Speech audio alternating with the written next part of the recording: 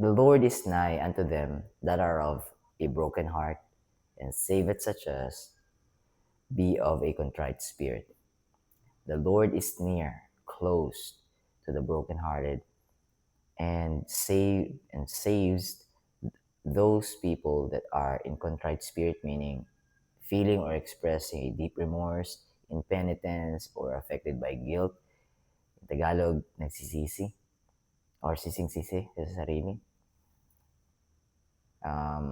Was able to cling on or to dwell on a thought of condemnation, but condemnation is from the enemy, but the Holy Spirit is the one who's convicting us, guiding us, lifting up our feet if we step on the wrong path.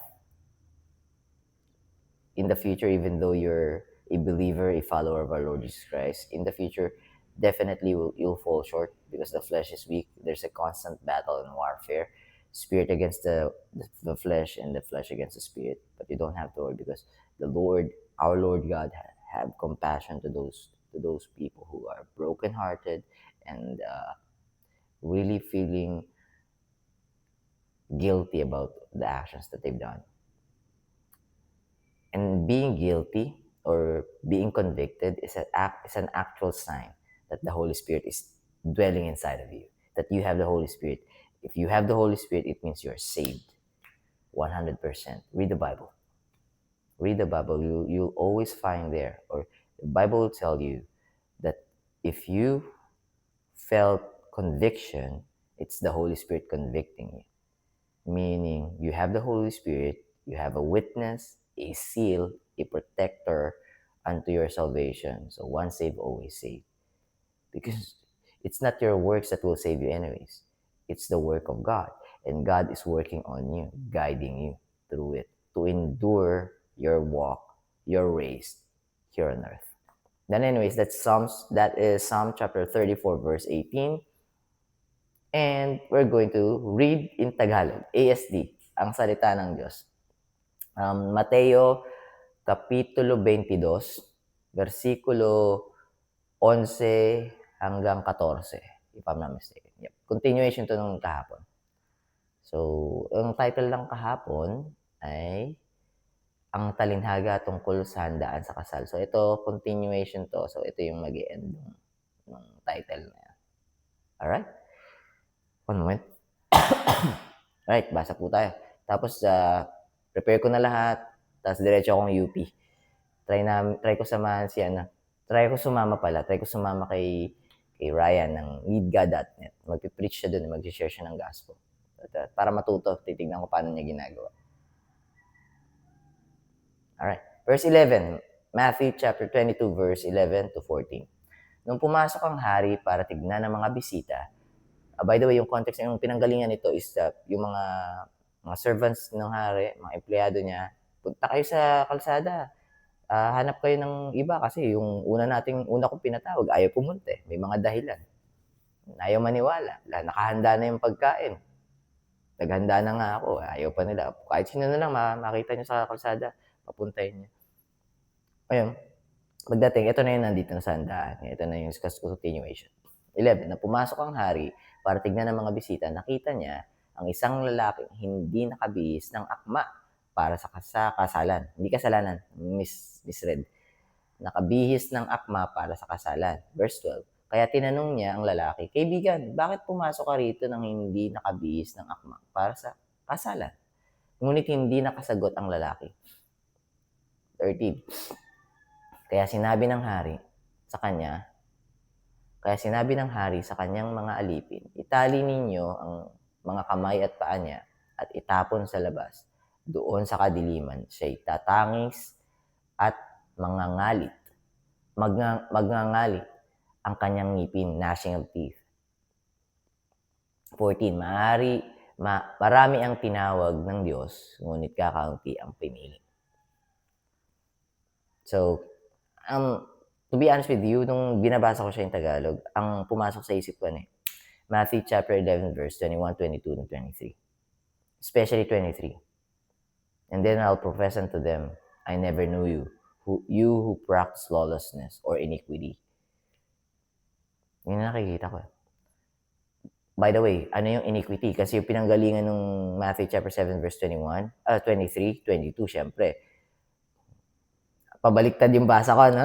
From 23, 22, and then 21. Yung 23, many will press unto me, Lord, Lord, have we not? Explain ko ng mas malalim to.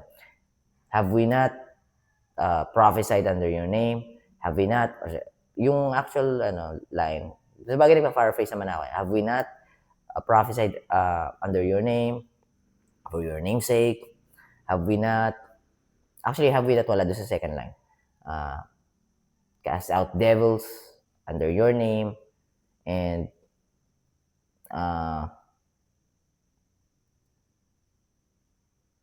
have done many wonderful works.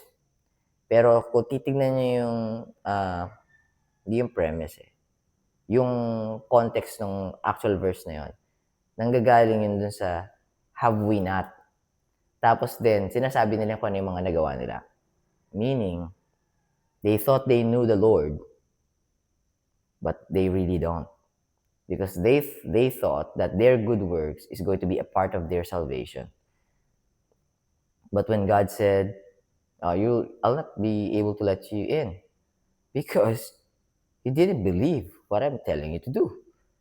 The way for you to be in heaven is to believe in me 100%. Your good works has nothing to do with your salvation. It has zero addition. It can add zero number, or it could add nothing. It could add nothing unto my finished work. Let me just repeat that.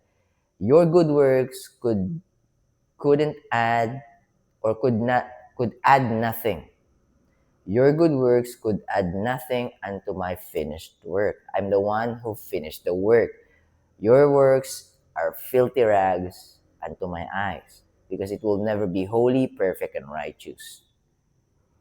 But my work is holy, perfect, and righteous, and I'm going to impute it unto you, cover you with my blood, with the blood of the Lamb of God, which is our Lord Jesus Christ. He sacrificed his body, and he covers us with his blood. Hebrews chapter 10 verse 10. A sacrifice for us. So, you're counting your good works, and now you're presenting it unto me. You're building your case. When your case in the very beginning should be me and not you. So I never knew you because you never knew me. You'll be cast down to hell. All right, verse 21. Not everyone that saith, Lord, Lord, will be able to enter the kingdom of heaven, or will enter the kingdom of heaven, but those who doeth the will of the Father which is in heaven. The will of my Father which is in heaven. Now, it's talking about the will. And the will that talks about who can enter the kingdom of heaven. All right. John chapter 6 verse 40. And this is the will of him that sent me. Whichever seeth the Son and believeth on him may have everlasting life, and I will raise him up at the last day. It is our Lord Jesus Christ who's talking there, or speaking. This is the will of him that sent me. This is the will of my Father who sent me here to save you. Which among you seeth me. So how can you see me if I'm sitting on the right hand of God the Father already? In the beginning was the Word, and the Word was with God, and the Word was God. And the Word was made flesh and dwelt among us, and we beheld his glory, the glory as of the only begotten of the Father, full of grace and truth.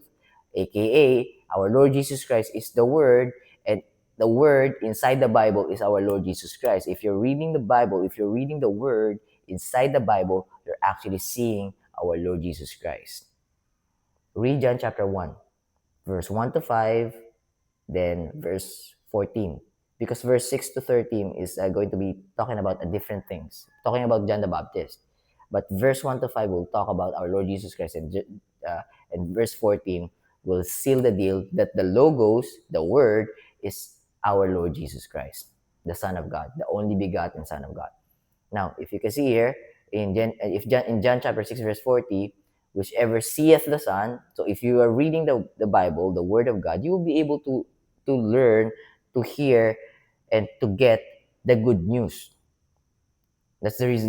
That's your saving grace, because once you've heard and learned and understood fully to the brim and to the bottom of it, the importance of eternal life for you, everlasting life with God, you believe him and you put your trust in him. Whoever seeth the Son and believeth on him may have everlasting life, and I will raise him up. Jesus Christ will raise him up. I, Jesus Christ, will raise him up, you up, if you read my word, the Bible, or if you've listened to someone who's reading the word, presenting me to you, you're already seeing me. And if you believe and put your trust in me, you will have eternal life, and I, Jesus Christ, will raise you up at the last day. John chapter 6, verse 40 is the answer uh, to Matthew chapter 7, verse 21. Because Matthew chapter 7, verse 21 is talking about who's going to enter the kingdom of heaven and who's the only way to enter the kingdom of heaven. John chapter 14, verse 6. I am the way, the truth, and the life. No man cometh to the Father but by me. No man comes through the Father but by me. Comes to the Father but by me, but through me. Listen to that. Our Lord Jesus Christ didn't say, your works is the truth and the way and the life. That's the reason why Matthew chapter 7, verse 22, and many will say to me, Lord, Lord, have we not? Have we not? Or make it a singular form, have I not?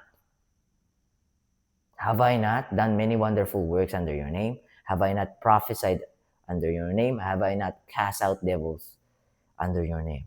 And now you're not letting me in? What have I done wrong? You didn't believe me fully. Maybe you believe me partially. But what I require for you is to believe on me 100% that I can save you. Because you don't trust that I am God. You don't believe that I am God. You're doubting my capability, my power to give you eternal life. You've just forgotten I've created the universe. I've created the earth, and I've created you. Now you don't trust me that I'm gonna save you when I actually did already. All right, I'm talking a lot, sharing a lot, but just ponder it. Read Matthew chapter 7, verse 21, 22, 23. Read John chapter 6, verse 40. Read John chapter 14, verse 6. It will be connected. All right. Tomorrow, yep, still chapter 22 sa Mateo. So, I'll be seeing you tomorrow. Sure na. Sige, everyday na nga rin to. Everyday na rin natin itong ASD. So, God bless you guys. Keep safe. Bye for now. Bye for now.